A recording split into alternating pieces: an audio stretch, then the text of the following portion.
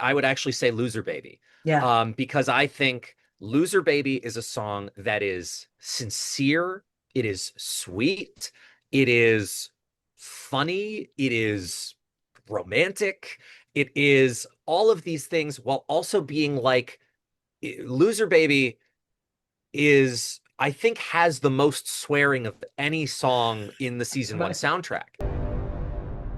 Awesome. Well, anyways, thank you for taking the time. I really appreciate it. Of It's course, anytime, always lovely to chat with you. every Um, time. I want to start off by asking you, do you have a hand in selecting the emojis that that each song was I described don't as? actually. So I don't. The emoji selector is, as far as I'm aware, this guy, Mikey Parker, who Uh-huh. works for Atlantic Records and is our sort of key label guy on all things has been, all things Helliverse, really. Yeah.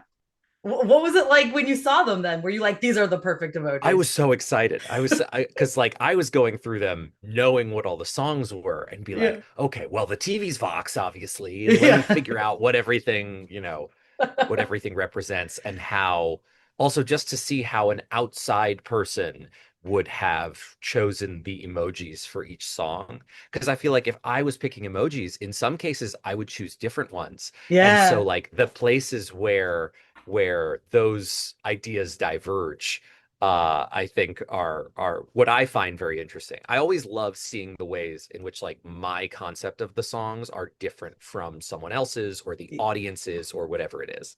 Yeah, I loved that like immediately people were like all over like Twitter, TikTok, everywhere, just trying to figure out. They're like, well, this is obviously Cherry and Benches. Like, like trying to Yes. figure them Yes. all out. Well, I mean, yeah, the cherry and the snake, I mean, couldn't have been less subtle. But then you look at the name, it could have been a very different set of That's emojis. true. And That's people true. people would have been like, what is this about? Yeah. I got one of the funniest comments I've gotten about any song was someone who I think it was on TikTok who was saying like, "Oh, I've actually never heard the term beating the piss out of somebody. I'm only Oh. familiar with the term beating the shit out of somebody." And I was basically like, "Yeah, but like shit, a love song would be would feel very different." That's harder Yeah. to Yeah. figure out. That's harder to like be like, oh, this works. Yeah.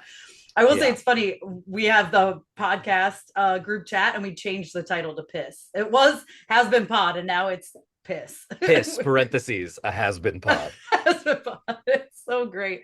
I mean, I love all these songs, but what has it been like for you to see all the reactions? Like people are doing like, the cosplay, singing, and it's It's so everywhere. cool. Yeah, I mean, also just like from a design perspective, one of my favorite characters is Lute, and also just from a performance perspective too, Jessica Vosk is so fantastic. So when Gravity dropped, and there was just everyone on Earth who had a Lute cosplay was doing a video to Gravity, and it was super cool. Yeah, it's gonna be fun to watch. I go down a rabbit hole just scrolling them. I can't imagine for you how like rewarding it is. Me too. It's really fun. And because I like to engage with them and like if you do something cool to a song I co-wrote, like I want to give it a like, it turns my feed into like so when certainly when Has Been is in the middle of a release cadence, like my feed is like 99% Has Been Hotel. There's some great like Vox Alastor ones for this week. There's Oh yeah. there's some great ones. I want to Yeah. ask And you. they're dynamic together too. Oh Vocally, my they're god, so good. Amir and Christian are so complementary to each other as vocalists. that's what I was going to ask you. Like, what is it like? The two of them are just. I mean, there's Yeah. so many great combinations in this show, but the two of them, there's something about it that's just like Yeah. amazing. Totally. And I think, they're very different performers when you record them in the booth too, because I would say Amir comes in like extremely, like almost like to like a military level rehearsed. Amir comes in and he has drilled the song over and over and over, and he like he's drilled it to the point where like the lyrics and the melody, they're all second nature to him. And he then on top of there comes in with a set of like 6 to 8 different big acting choices that he has planned on his own time before even getting in the booth, that he's like, I want to do this here, I want to do that there, I want to do this there. And he brings in all of these ideas. And my experience directing Christian is like so the inverse of that too, where Yeah. Christian comes in, obviously Christian comes in familiar with the song and having rehearsed it, but Christian also comes in with like a real spontaneity to it. And all of those big swings and those big choices he makes are like so totally just like whatever he's feeling in the moment, which sometimes creates like a situation where, you know, take one is wildly different from take two, and it's wildly different from take three, and it's wildly different from take four. And like I would say Christian is like really like he's throwing all the spaghetti at the wall, and then we pick our favorite noodles. Yeah, how fun is that for you to like go through all that stuff later and be like, okay, and put them all together, you know? Yeah, it's such a blast. It really is. It's so fun because then you can combine like, oh, this choice on the first half of like take 17 and this choice on the second half of take 67, and like let's just put those together, and it creates sort of this whole new cocktail of the way Vox's contour of the song goes.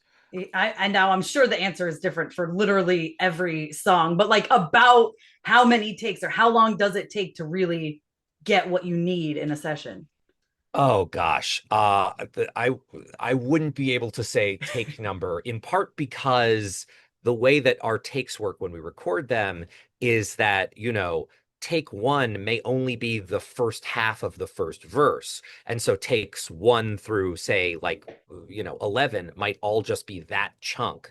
And then take 12 is like the Yeah, next yeah. chunk. And then so we end a session with often, you know, between 80 and 120 takes, but that's not full takes of the song. Yeah, yeah. That's like collective sum total of, you know, like 10 takes of this section, 15 takes of that section, 4 takes of this section. Like it just sort of adds up. Yeah. Is there a song for this season in particular? Is there one that like was the easiest to write and nail down and one that was like the hardest that took you the longest to really figure out? So, in terms of the easiest song that came together the fastest, I would actually say Losing Streak. Okay. Losing Streak, just like we sat down for like a couple, you know, it was like a Zoom here and a Zoom there, and Losing Streak was basically done. And once Mhm. we delivered it to Viv, she was just like, "Oh yeah, that's really cool. You know, maybe add like a couple, you know, gambling metaphors over here or there." Like Losing Streak came together pretty seamlessly, I would say. Mhm. And then I would say maybe unexpectedly, one of the songs that took the longest to nail down was Easy. Oh. And you know, you might not think so because it's, you know, kind of like a poppy fun duet, and it's like, you know, a minute 45, Yeah. but it was a song that I think part of it was at the time we first started writing it, from a as the season was being written, there was still like an element of like we were all sussing out the way that Charlie and Vaggie's dynamic would play out. Mhm. So when we first started it, we entered it in a kind of a different tone than ended up being needed for the show. And then the second time we went through it, we got closer, and then the Easy, the version that's in the show, is actually the third iteration of that song. Oh wow. And I think that may be the first song where we've had like actually 3 versions of. Yeah.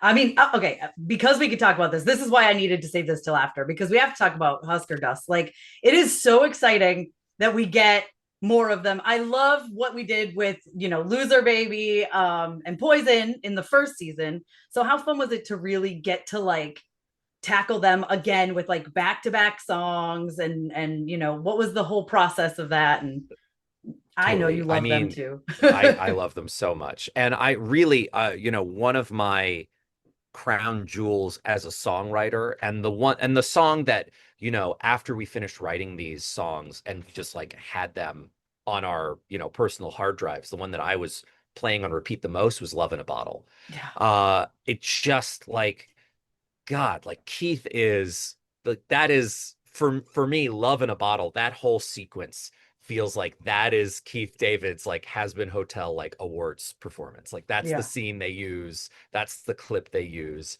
It just like truly what a wonderful and massive performance. And it's so interesting because you've got Loser Baby in season one, Yeah. where they're together, they're connecting, and then you have these low points that they start getting to in season two. And the ways in which they're still like they're next to each other as musical numbers, they're literally next to each other, Yeah. but they're not connecting right now. And just the ways in which that dynamic plays out is really interesting. In season one, it's sort of a foil for season one too, because in season one you have Angel, who's like totally self-destructing, and Husk is the person who sort of reaches out to him. And then in this episode, you have Husk who's self-destructing, and Angel becomes the one to reach out to him. And Yeah. so that reversal of circumstances, I find so fascinating and interesting. I love it when power dynamics shift between characters and their relationships, and being able to show that and depict that musically was really exciting in episode 6. It's one of the things I love so much about them is their dynamic. And it's like, I know everyone like ships them and wants them together now, but I'm like, I like a slow burn. Like, I do feel like in the end, they will be together and they will try it. I hope, fingers crossed. But I do think that they need this journey so that they can both be their best selves in the relationship, or else, like, it's not going to work out. Totally, totally. I think there are so many ways in which they are both unhealed Yeah. and need to get to that point. And whether or not the story takes them there, I feel like this set of songs really leaves you as a viewer primed to go, I'm really curious about where they go next, rather than just saying like, okay, and now here's just like another duet, and now they're a couple. Like that Yeah. just would feel cheap in Yeah. so many ways. Absolutely. It would feel like fan service. Like, okay, we're just going to put them Totally. together. Yeah. Absolutely. To make people happy. But speaking of the fans, I am dying at what people think Love in a Bottle is about. Have you seen people think it's like a love People, potion? yes, and it's totally because they're seeing the artist names and they see Lily Cooper as one of the credited artists, but in reality, I believe it's Lily, Kimiko, and Christina, I think are the three. They're doing a basically background vocals. We call them the Huskettes. That is their explicit name in the lyrics, is the That's great. Huskettes, who sing the Love in a Bottle chorus with Husk. Yeah, that's so funny. And to me, they're just like, they may be real, they may be not real. They may be just the voices in Husk's head that's telling him to drink. Like Yeah. they're just sort of ambiguously there. They're the sort of the people that are around when you're by yourself drinking. Yeah. And it would make sense that he would hear the voices of people he knows. Like, it's just, that's how it would work out. That's so funny. I Yeah. was like reading this stuff and I'm like, you guys think it is something that is not at all. Mm-mm. How fun is it for you to see all these theories and be like, ah, you're wrong? I love it. I love it. The one that like really slayed me is that Patrick Stump is credited in Bad with Us because he's the voice of, I'm always confusing Hatchet and Prick, but I want to say he's the voice of Prick. Mm-hmm. And like they're sort of a pair of overlords that are constantly fighting with each other, that Vox, makes overtures to in Bad with Us successfully.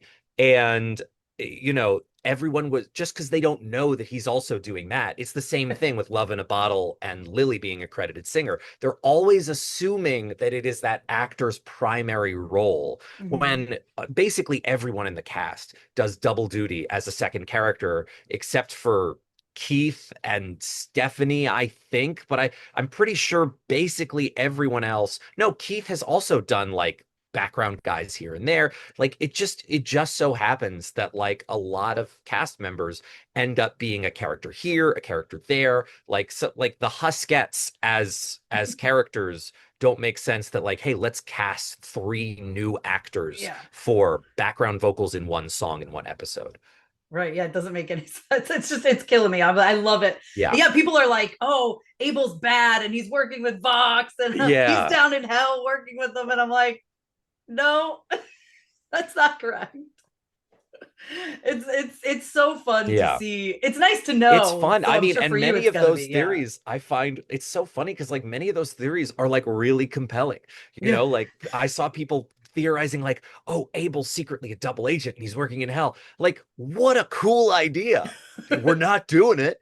Um, yeah, that's, that would be a sort of a different plot line for the show to follow. But, it's just a testament to how creative the fans are that when they see something that feels juxtaposed or they don't really understand how it makes sense, they create a justification for it that's genuinely really cool. yeah. I know. Yeah, it could go that way for sure. That's Super a cool. whole nother show. It's a spinoff. It's an alternate reality. You know what I mean? Yeah. But it's so fun. Have you ever seen any that are like correct, like fully, absolutely correct? Ooh. Let, give me a second to think about it because I'm sure I have. I'm sure there Um, must have been. Yeah. yeah, yeah. I think I think I saw uh there were definitely people that were predicting. I mean, this isn't necessarily a story thing, but Yeah. there were definitely people predicting that we would get a Pentious and Cherry Bomb duet this season, and those people were very obviously proven correct. Hmm. Um, there were people who were talking about no, gosh, I honestly, it's hard to tell. I think to be frank, it is sometimes hard to tell what people have gotten right through the power of deduction and the power of breadcrumbing story details, or the lack of power of cybersecurity and the proliferation of leaks. So, Yeah, that's fair. there are some things like I did see people being like, "Oh, Rosie and Alistair, there's something else there." But at the same time, it's like, did you come up with that, or are you saying you came up with that because you saw something you shouldn't have seen? Right. And now you want to seem like you're the smartest person that just Yeah, figured yeah, it yeah. out. Yeah. Because I'll tell you what, that I'm always like avoiding leaks like it's my job. Well, it is my job. People try to send me stuff Yes. and I'm like, I don't want to know because it's more fun to figure it out. I feel like in the way the creators want you to figure it out. Absolutely, absolutely. And I just feel like also not, not to be like a high horse guy, but like I feel like if you love the show and you love the what like for me with stuff like that, like I also just try to be an ethical consumer. Yeah. And I know that if my eyeballs are on it going through the official channels, like that is good for the show. And if my eyeballs are on it when it's not, that's not good for the show. Yeah. So I think like it's the same approach towards like content piracy and stuff. It's like if you want to support the show, support the show. And those alternate avenues, there's a discussion to be had about like media preservation for lost media and stuff like that. But I think like for the most part, you should try to be an ethical consumer of the media that you're consuming because like it's made by labor and labor gets paid and labor Yeah. gets paid through the proof of the success of that thing in art. And it's like a whole, it's a can of worms. Yeah. No, I feel that way, especially even about like when people take pictures on live action sets and then they put them out there and you're like, okay, that the studio doesn't want you to see this, half a costume of this Totally. person. Like they want you to Yeah. see the big thing when it's on the screen and how they edited it. Like, Absolutely.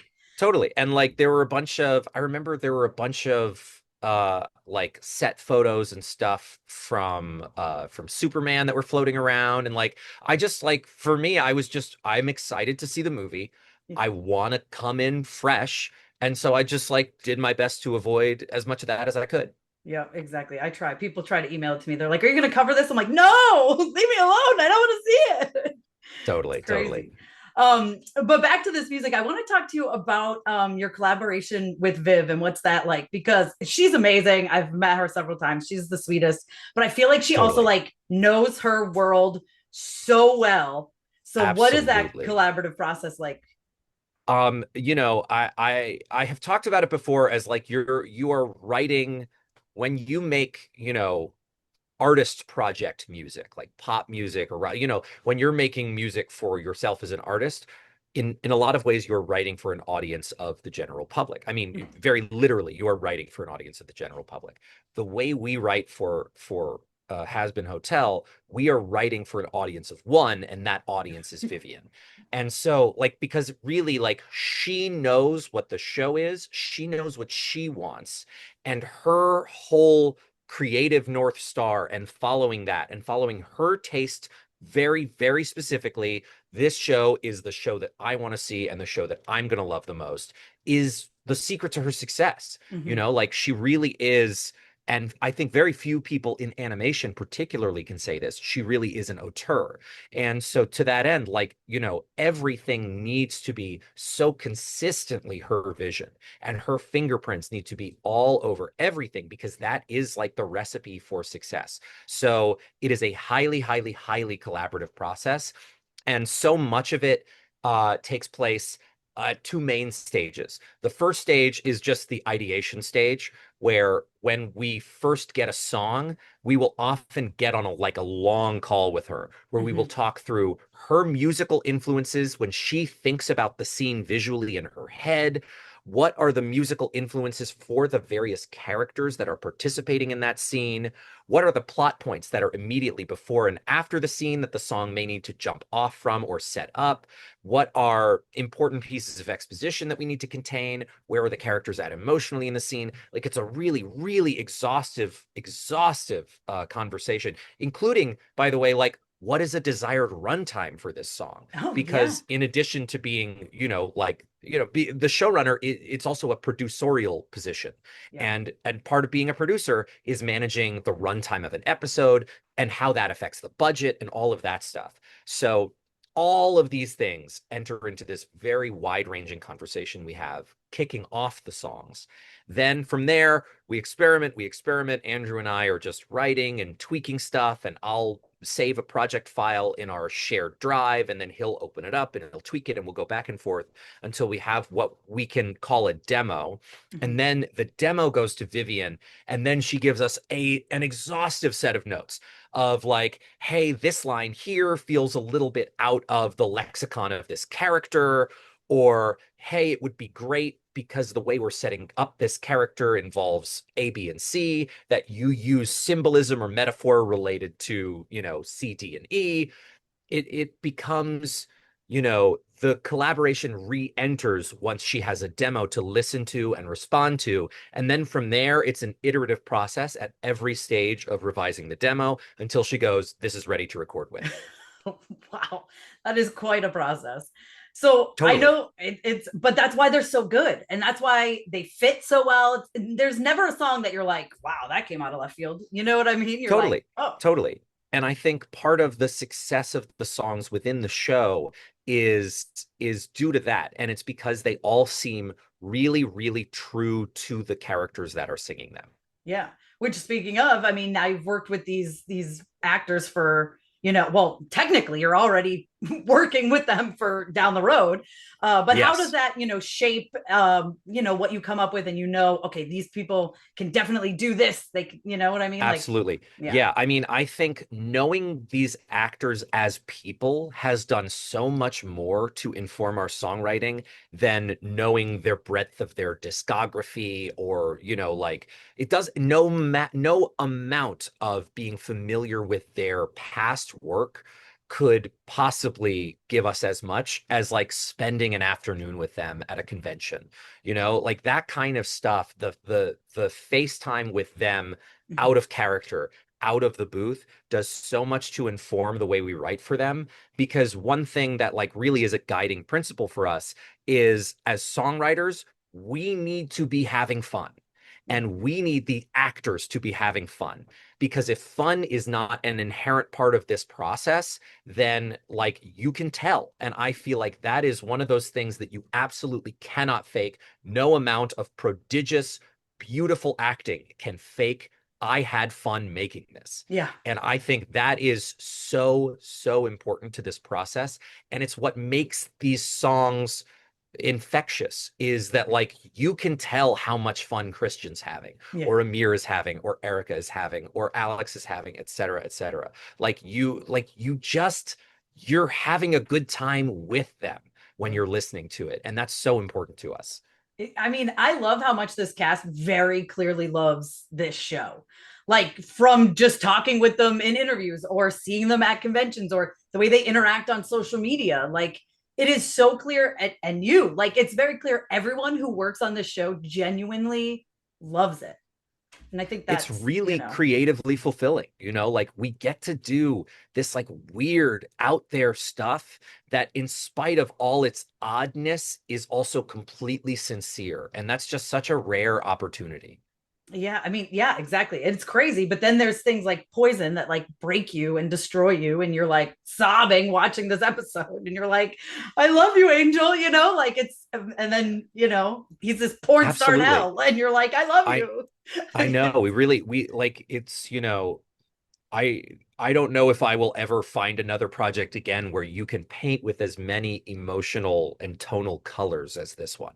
It's going to be so rewarding for you to work on It something like really is. this. Yeah, I mean, it's like also just as someone who loves novelty and trying something new and challenging myself, the idea that like we're constantly exploring new genres and new sonic palettes and new sets of instruments and ways to orchestrate songs, like the variety is just so fun. Like it makes this job a blast. Yeah, I mean, the first season had great songs. This season has great songs. And it's like, I don't even want to say I feel like they get better because I still listen to the soundtrack from season one. I actually do think they get better. And I think, and I say this on the other end of like now we're finishing the songs for season 4. And so I really, for me, like I feel like the process and the product and everything that we're coming up with as we get deeper into the Helliverse ourselves, it feels like we're so on a wavelength with Vivian, and we're just like we're more familiar with the process. Season 1, we were just like figuring it out on the go Mhm. and hitting the ground running. And it feels like we have so honed this very specific has been hotel muscle. And the more we do it, the more we hone it. So for me, it feels like we're evolving constantly. You have all these secrets for down the line. But So many. oh my God, I can't wait. But like, how exciting is it for you when a season finally comes out? And not even because your songs obviously have to do with the plot. So you can't even, it's not like the soundtrack for the whole thing comes out early. It has to come out when the episodes release.